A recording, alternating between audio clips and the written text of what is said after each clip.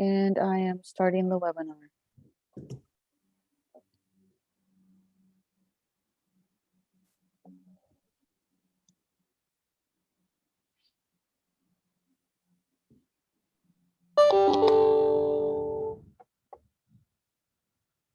Okay, and I see an attendee named Paul, and I'm wondering if that's Mr. Paul Reyes. If that's true, Paul, could you raise your hand? And actually, I'll go ahead and click the button to allow you to talk.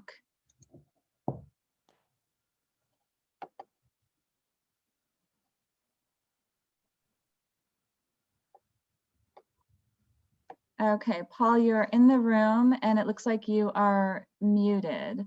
Are you able to unmute? And I'm wondering if you're there with Thomas Espinosa. Can you hear me now, ma'am? Yes. Okay. I'm sorry. Well, what is your name? My name is Whitney Barazotto. I'm Executive Oh. Director of the Public Ethics Commission, but I should hand it over at this point, I believe, to Jody Smith, who is our hearing officer. Okay. Good morning. We'll go ahead and begin the hearing. We have, just to clarify, we have begun the audio recording. Is that correct? That is correct. Thank Hearing you. officer. My name is Jody Smith, and I am the hearing officer in this matter. The matter is the enforcement unit of the City of Oakland Public Ethics Commission as the complainant versus Thomas Espinosa as the respondent. It is case number 16-14. Today is Tuesday, April 27th, 2021, and we are beginning this hearing at 9:04 a.m. Just to get the identities of the parties on the record for who is present. The complainant, which is the PEC Enforcement Unit staff, would you please identify yourself? I'm sorry, this is for the PEC Enforcement Unit staff. That would be Chief Johnson. Oh. If you could unmute yourself, please, and identify yourself. He's working on the unmute. Good morning, Kelly. Good morning. We are here and we are ready. This is Kelly Johnson with the Public Ethics Commission. Thank you. And do you have anyone else with your team to introduce themselves? Certainly, we will be presenting one witness today, Simon Russell, the investigator for the Public Ethics Commission. Mr. Russell, are you present? Yes, good morning. This is Simon Russell, investigator for the Ethics Commission, present. Thank you. And for respondent, I see Mr. Paul Reyes, and if you could introduce who you are, please, and introduce if you are connected to the respondent, Mr. Thomas Espinosa. Yes, ma'am. My name's Paul Reyes, and Thomas Espinosa is my brother-in-law. Is he present with you? No, ma'am, and that's why I wanted to. While we. Sure. We'll get to those issues as we go here. So he is not with you. Are you alone participating in this, or is there someone there also? No, it's just me, ma'am. Thank you. Thank you. You're welcome. And so, correct, you are the brother-in-law of Thomas Espinosa? Yes, ma'am. Okay. And are you here as his advocate or his representative, or are you here in some other capacity? Some other capacity, ma'am. I'm just here just to help him. Can I say something, or should I wait? Or right now, I'd just like to understand if he has sent a representative to this hearing. If he sent you here to speak on his behalf, not for his testimony or his memory, but just to represent him in the proceeding, or why you have joined us this morning in connection with him. I just wanted to let you know, ma'am. I tried very hard to get him here, but like I told Mrs. Johnson in our last previous that I'm not a doctor, but excuse me, but his health is deteriorating. It's very hard to get him, especially to communicate with him. It's just, I try to, but it's just very hard, ma'am. And that's all I just wanted to let you know that. Okay, thank you. You're welcome. So I just want to clarify a little, did he ask you to come here as his representative?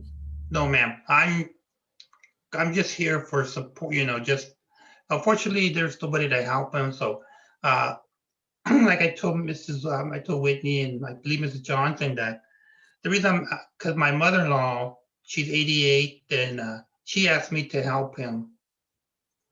Okay, thank you for that clarification. You're welcome, ma'am. But I'm not his legal, or I'm not an attorney. I'm just a family member. That's all. Well, sometimes family members do help as a representative, a non-attorney representative.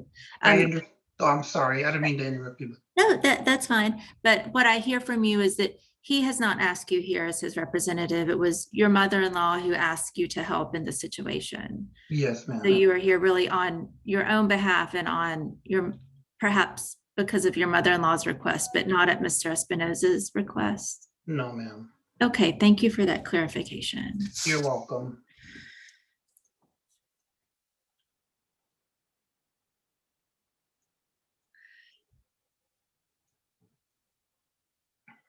We'll go ahead with a couple of matters, and then I think we'll take a short break to assess the information that Mr. Reyes has shared. I do just want to note a couple of the documents that have been shared with me before this hearing, and primarily the hearing notices. I received the hearing notice that was sent to all parties about this hearing, both the original notice and then there were a couple of revisions, all that were timely and had the correct information, at least correct as at the time and then later revised. I also received a hearing brief along with evidence, documentary evidence from the Public Ethics Commission Enforcement Unit, that is the complainant in this matter. And I received no subpoenas submitted to me. And preliminarily, the only, just to back up a moment, the hearing procedures allow that any preliminary matters may be submitted to me 7 days before the hearing, which would have been last Tuesday. And the only preliminary matter that was submitted to me was a request by the complainant to submit a longer hearing brief, up to 30 pages. And I granted that request, and I granted it for both the complainant and the respondent, Mr. Espinosa. So that was the only preliminary matter that I was asked to make a decision on.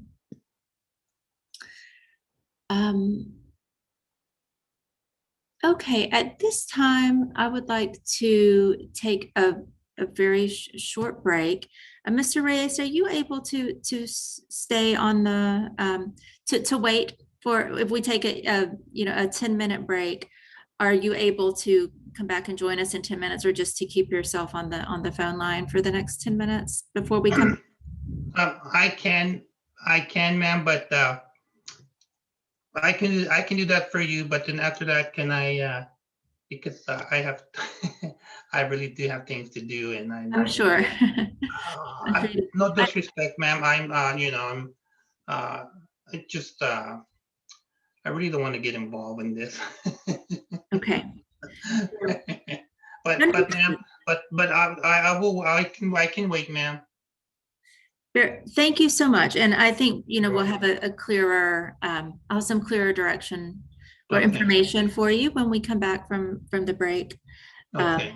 So we'll just pause here and then rejoin at 9:20. That's Okay. 9 minutes, but we'll rejoin at 9:20. One quick question, ma'am, before you go. So I just leave the computer on, correct? I don't mess with anything. That's correct. You can, Okay. We'll just all go on mute, or you can mute yourself or not. You can leave it as you are. Just know if you don't mute Okay. yourself, we'll be able to hear, of course, what's happening in your environment. Yeah, no, that's fine. But so you're welcome to mute yourself until we come back. Okay. Oh, no, that's okay. I'll just leave it just like that. Thank you. Okay, You're I'll welcome. see you. I'll talk with you all again at 9:20. Okay, thank you. Thank you.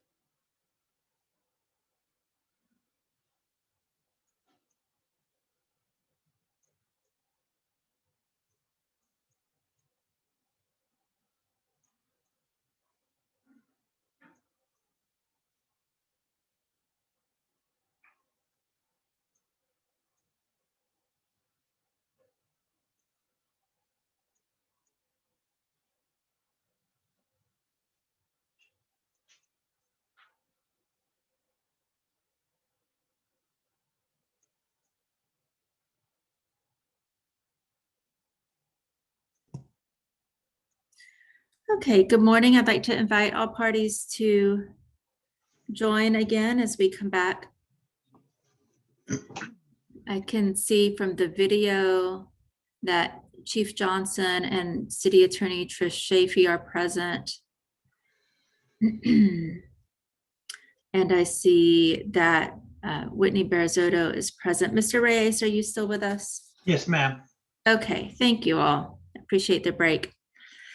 So the Public Ethics Commission has written guidelines that are called its mediation and complaint procedures that lay out the process for how hearings like this happen.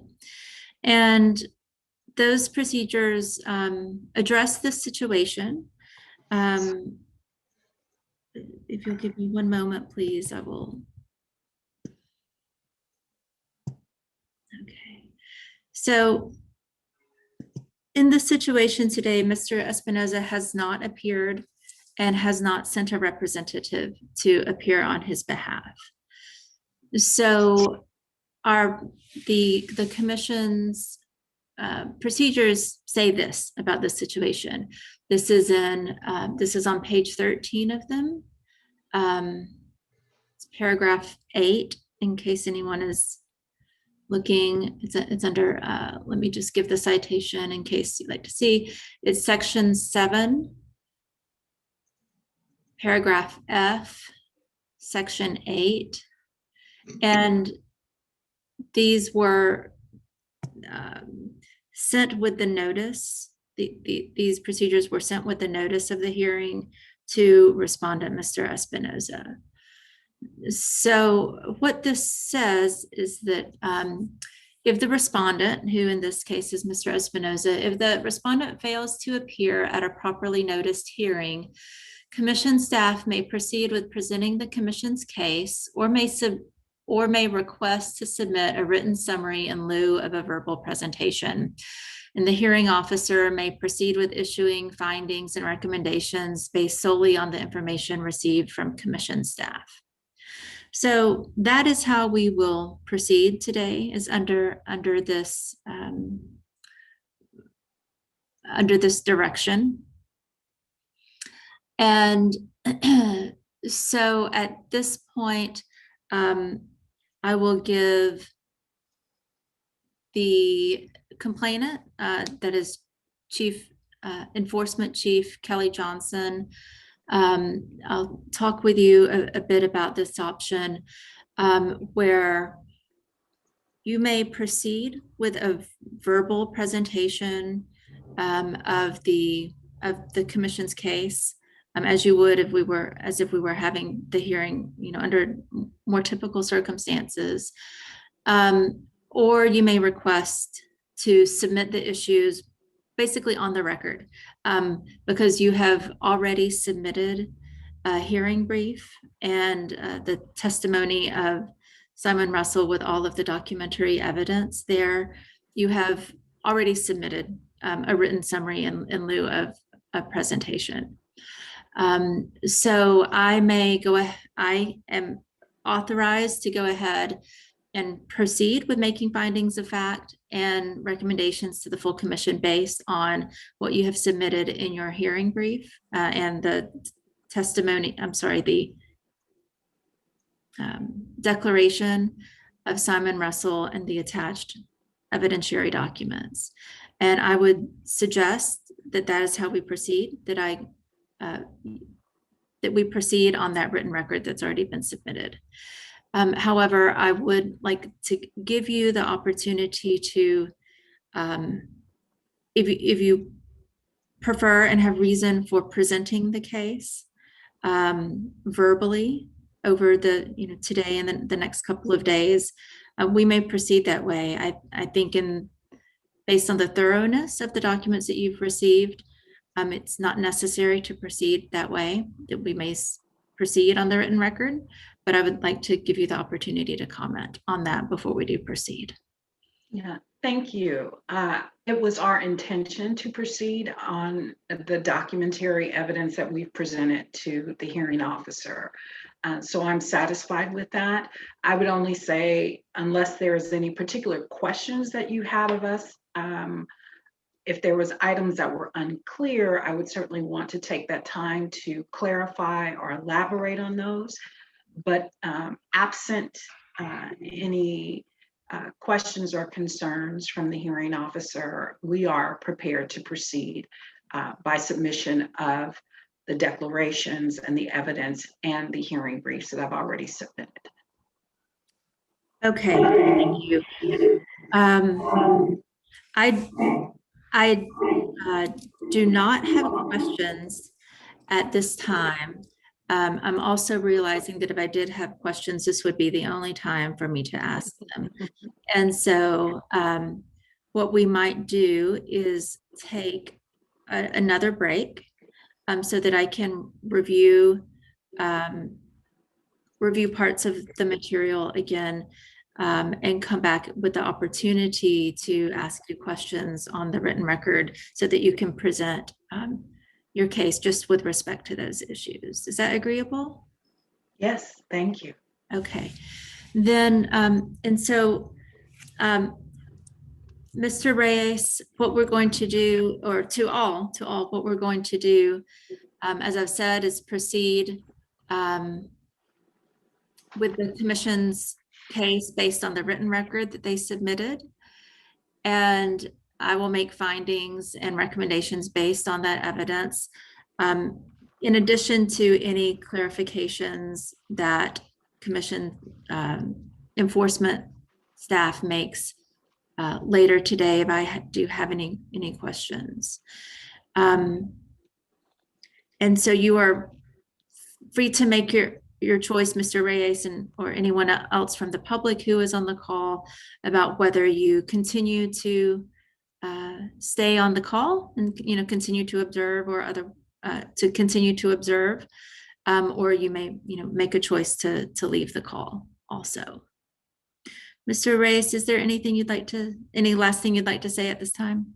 Yes, ma'am. Just wanted to thank you. I wanted to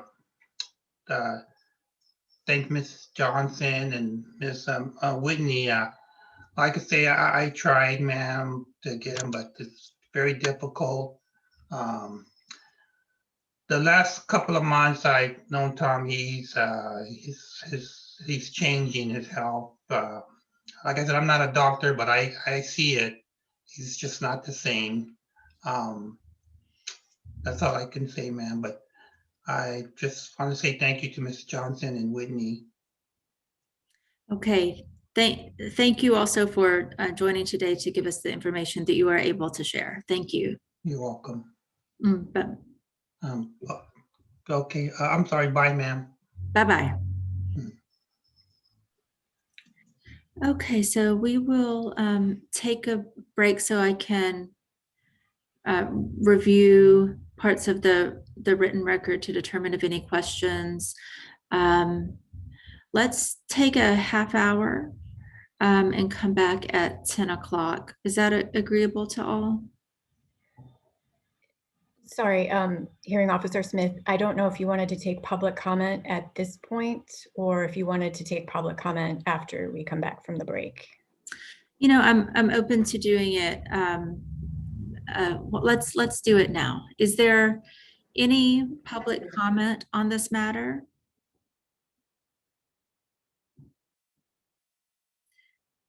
Having given the opportunity and hearing none, the public comment period is closed.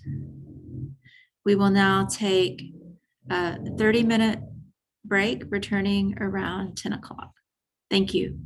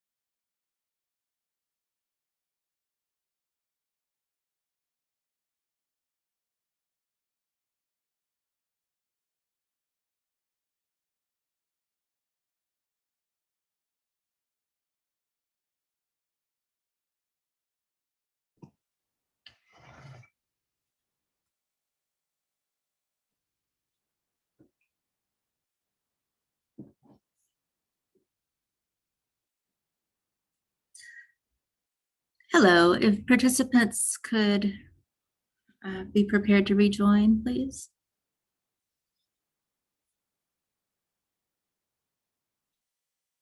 Okay, thank you. Chief Johnson, I just have one question. 'Cause your brief is thorough and clearly laid out. And as is the declaration of Simon Russell and the attached documentary evidence. So, so I just have one question, and it is on the last count, count 47, regarding misuse of city resources, specifically the city cell phone. And so what I'm looking at is in the brief on page 14, lines 20 to 21. There is, there's a description there, and then of course later in your brief where you identify count 47 related to the misuse of public resources for the phone. My question is about the evidentiary basis for this. This is, if you'd like to speak to the evidence for that, I would appreciate that. Certainly. You will find in the evidence, and forgive me because I printed everything in front of me except the exhibit list. I prepared an Sure. exhibit list that then gives a brief description of what you'll be looking at. And in that description, you will find, I believe it is exhibit,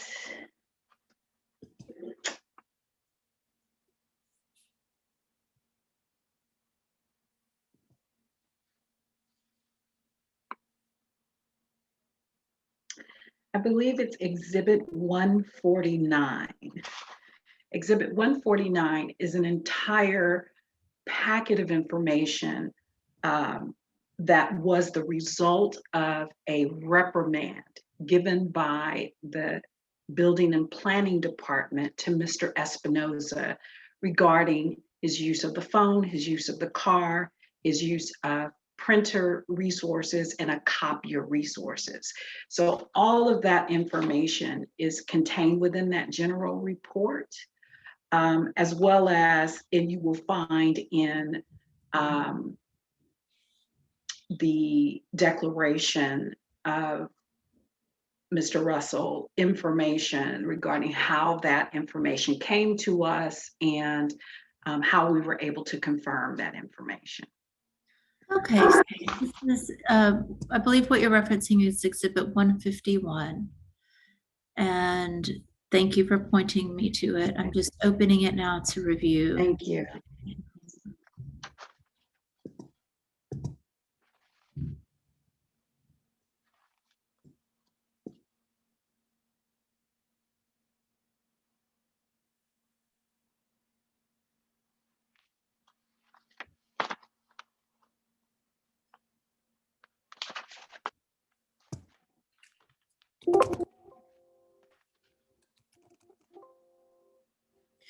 If you are also able to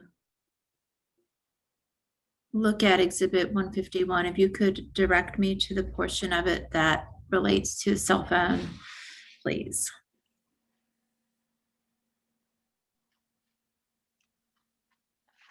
I'm going to have to go outside of this because I need to go to my file. Sure. Excuse me 1 second.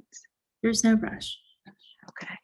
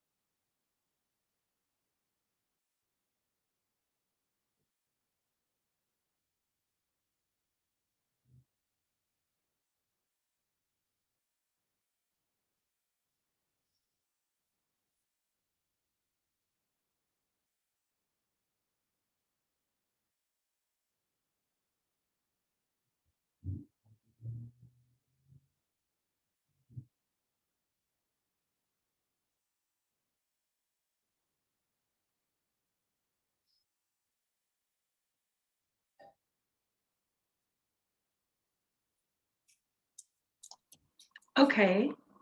Thank you so much for giving me that time.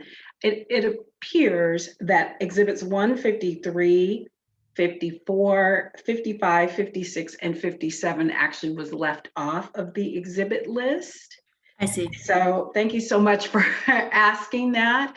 That includes 153 is the actual report from the employer regarding the discipline that they took. 154, 55, 56, and 57 are the respective emails and telephone bills associated with that. So I am happy to, one, make sure that we provide a copy and addendum that adds that to our evidence list, but also provide that information to both the hearing officer and send it to the same place that we did for Mr. Espinosa. Very, very good. Let's just figure out the logistics on that quickly. You have provided the existing documents to me on an upload, a cloud-based upload. And are you able to upload these even if we need to take a break to do it during the hearing today? Yes, Okay. I could do it right now. I just need to go back out into our VPN system, make the copies and send them. Great. Okay. So we'll take a break in just a moment for you to do that so that Okay. the documents are submitted within the hearing. Okay. Great. Okay. That was my only question. Thank you. I also, would you be able to provide your brief and the Russell Declaration as Word documents as well, given their length? I think that should be no problem. And Yeah. that would not need to be done in the context of the hearing, since you provided the same document, just in a Sure. different format. That could be done by separate follow-up, as long as they are exactly the same documents you provided already. Thank you. Certainly. Thank you. Okay. I'm also, I'd also like to open again for public comment, and that is because I'm able to see information I was not able to see or didn't know that I could see before, and that I may need to allow to grant permission for the two attendees that we have with us right now to talk. So what I'm going to do is to open again for public comment. And specifically, I'm going to grant permission to the two attendees. That is, I'm going to allow them to talk. That is the function in Zoom. So that if they did want to say anything, they're able to. It's possible that they were trying to earlier and I had not enabled them to be able to speak. So I'm opening public comment again, and now bringing on the two members of the public who are participating. I see your names on the screen. You're both muted. You are able to unmute yourself. If you would like to make public comment, please unmute yourself now. I've given you the ability to. I'm going to.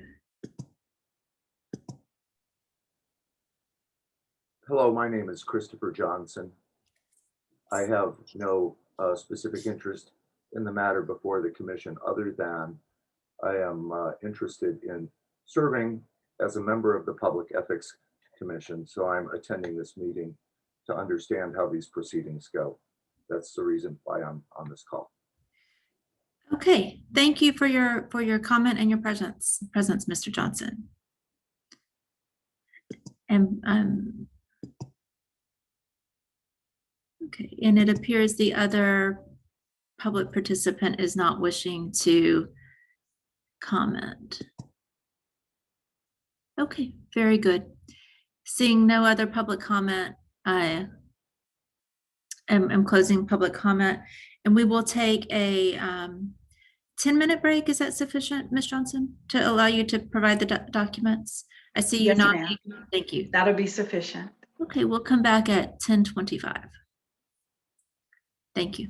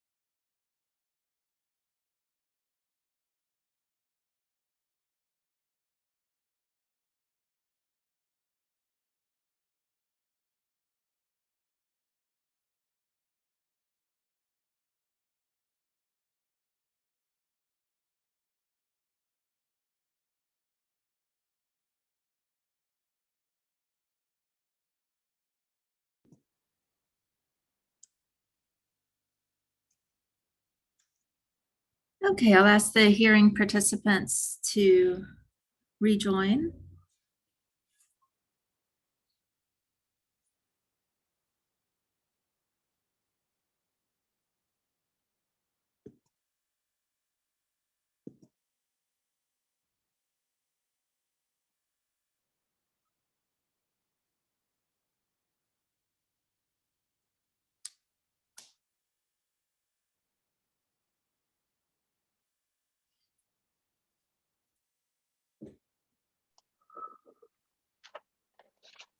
Ms. Johnson, were you able to upload the documents? I just sent an email to Executive Director Barzotto and to our assistant Anna with the attachments and the updated evidence list so they can disperse as they can. I don't know how I get that to you at this moment.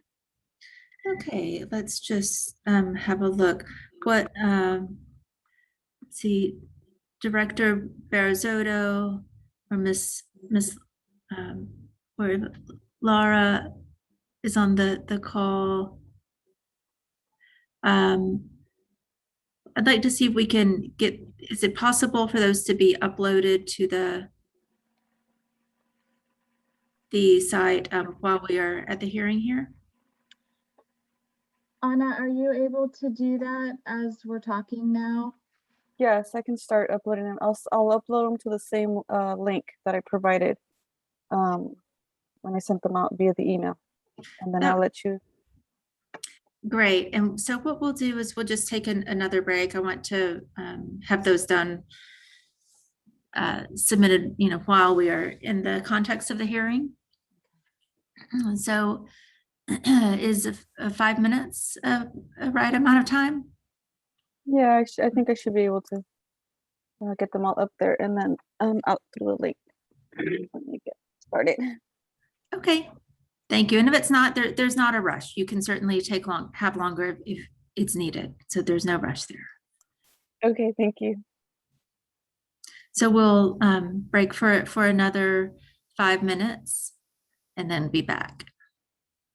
Thank you.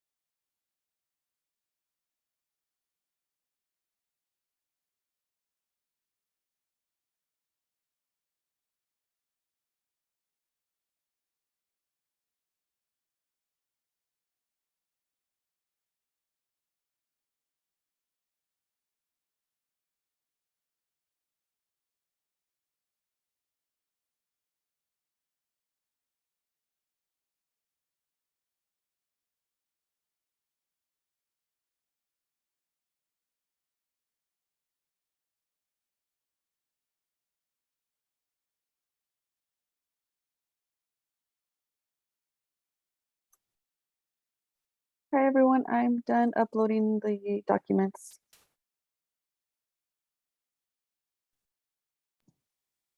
Thank you very much, Miss Laura Franco. I appreciate you doing that so quickly. I have reviewed them. I've ensured that I can access them there at the link that was provided and have opened them and reviewed them.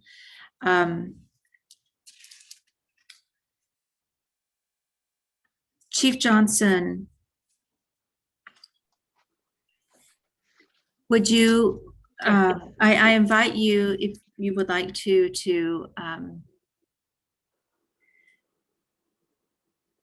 present any testimony you may think is necessary related to these documents from Inspector Russell.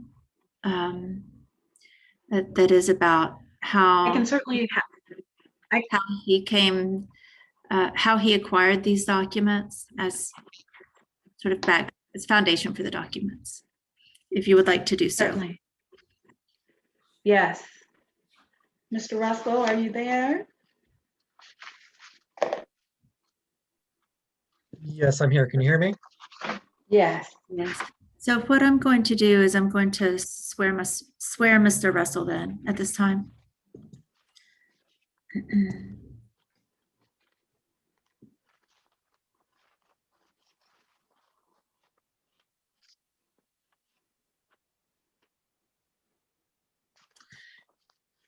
Mr. Simon Russell, do you swear under penalty of perjury that you will tell the truth during this administrative hearing? Yes. Thank you. You may proceed, Chief Johnson. Thank you. I'm going to have you state your name and spell it for our record, please. Yes, Simon Russell, S-I-M-O-N, last name R-U-S-S-E-L-L. Thank you. And for our record, can you please share what your position is with the Public Ethics Commission? I am the investigator for the Public Ethics Commission. And how long have you worked in that capacity? Since March of 2016. Thank you. Now, for the Public Ethics Commission, could you give us just a brief overview of your primary duties? Yes, so as I said, I'm the investigator for the Public Ethics Commission. So in that capacity, when I'm assigned cases by the enforcement chief, I am the primary person who gathers evidence to try and verify or not verify the allegations that have been brought to us. So specifically, I look for documentary evidence, either requesting it voluntarily from people or issuing subpoenas, and I also interview witnesses. And we are here today in the matter of Thomas Espinosa. This is Public Ethics Commission case number 1614. How is it that you came to investigate Mr. Thomas Espinosa? This matter came to our attention for a meeting that I attended. It was myself and the previous enforcement chief, Milad Dalju. We had a meeting with two officials from the building department, Tim Lowe and Rich Fielding, along with representative from the city administrator's office and the city attorney's office, and they came to us. The date was March 29, 2016, and they came to us with some allegations, various allegations regarding possible wrongdoing by Mr. Espinosa, and they brought several documents with them to verify some of their allegations. Do you recall who these individuals were and their titles? Yeah, so one of them was Tim Lowe. He's a supervisor at the building department. I believe he's the chief inspection supervisor. Also present was Rich Fielding, also a supervisor with the building department. He supervises the code enforcement inspectors, of which Mr. Espinosa was one. Representative from city attorney's office, I believe was Patrick Bears, and the city administrator's office, we spoke to Mr. Joe DeVries and Greg Miner. So could you also give us your brief understanding from your investigation of the department's policy or practice regarding the use of city vehicles, city resources like office computers, cell phones, telephones, computers, and I think I'm repeating myself, but could you give us an overview from your investigation of what that basic policy is? Yeah, I mean, the basic policy is to only use city resources for city purposes. So the inspectors, most of them are issued with cell phones that are to be used for work purposes. They're also, if they go out in the field, they have the opportunity to use city vehicles that say City of Oakland on the side.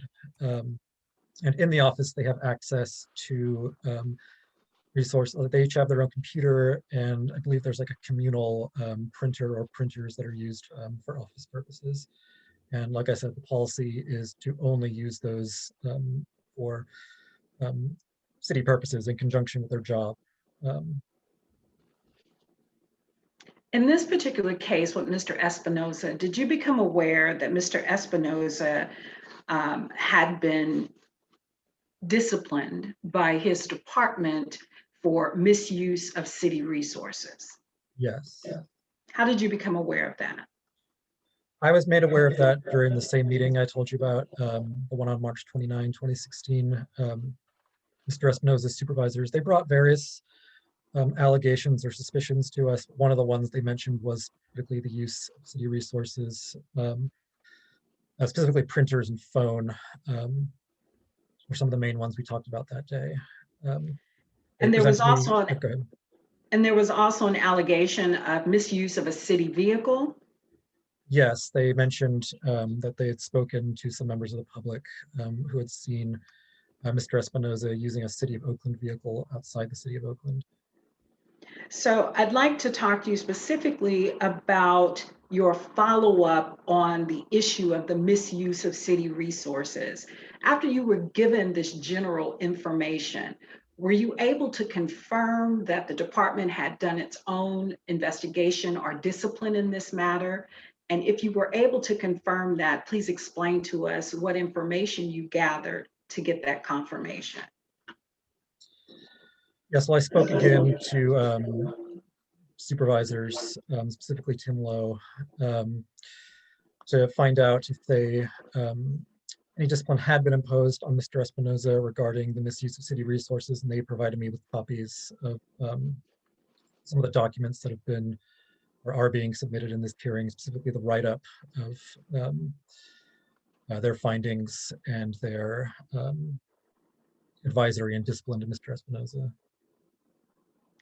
And we have tendered for the record exhibit number 153, which is the personnel matter documentation, as well as exhibits 154, which is a copy of the Verizon bill overage, 155, which is another dated copy of the Verizon minutes overage, 156 is the same, and 157, each one dealing with different months and time periods of cellular telephone usage of Mr. Espinosa. Did you collect those phone Verizon minutes out overages reports? Yes, those were given to me by Mr. Lowe and Mr. Fielding.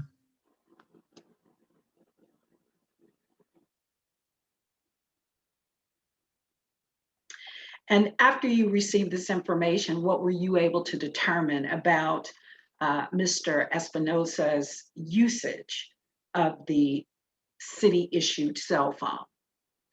Well, looking at the phone records in conjunction with the disciplinary write-ups they gave us, my interview of Mr. Lowe and Mr. Fielding, and some of the emails they provided verified that the department had determined that Mr. Espinosa had been using his city cell phone well above the normal allotted uses that he's allowed to use it for. I think in one instance they even found that he had been calling out of state with it and been using it when he was on vacation.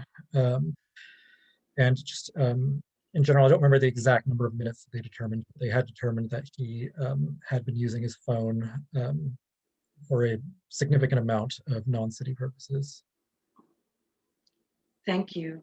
That is our general information with regard to the telephone usage. We can certainly go further if the hearing officer wants more clarification on that, or we could specifically address the matter of the printers and the copying, as well as the use of this vehicle if desired. I don't have any further questions, given the documents that you submitted today and the testimony just now of Inspector Russell, that those answered my questions. Thank you. Thank you. I also see that I'm just about to close out here, but I see that we have a couple of attendees, that is public observers of the hearing. And though I have taken public testimony, public comment twice during this hearing, because we've had a couple of twists and turns and new developments along the way, I'd like to one more time give the opportunity for public comment. If you are here observing as a member of the public, I will now give you the opportunity to speak. So you're not required to, of course, but if you would like to unmute yourself to make a public comment, please do so at this time.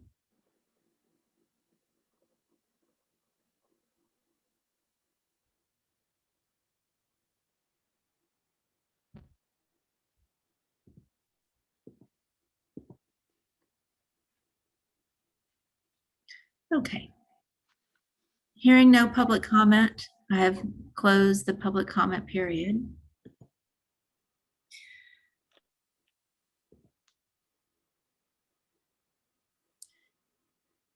I will take this matter under submission on the written documents that were submitted by the complainant in this matter, along with the testimony and documents that were provided in the context of the hearing today. And I will take this matter under submission before making findings of fact and conclusions. Those will be submitted within a 2-week period. 2 weeks from today is May 11th. I believe that is all. Is there anything quickly before I adjourn the hearing? Anything that? No, not for the PEC. Thank you. From the city attorney? No, thank you. The hearing is adjourned at 10:48 a.m.